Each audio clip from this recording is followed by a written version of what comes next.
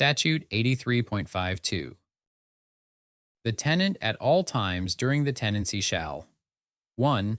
Comply with all obligations imposed upon tenants by applicable provisions of building, housing, and health codes. 2. Keep that part of the premises which he or she occupies and uses clean and sanitary. 3. Remove from the tenant's dwelling unit all garbage in a clean and sanitary manner. 4.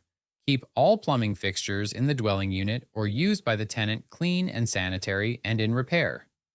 5.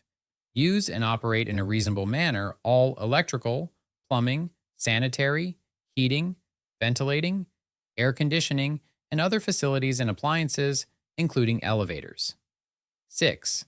Not destroy, deface, damage, impair, or remove any part of the premises or property therein belonging to the landlord, nor permit any person to do so. 7. Conduct himself or herself and require other persons on the premises with his or her consent to conduct themselves in a manner that does not unreasonably disturb the tenant's neighbors or constitute a breach of the peace.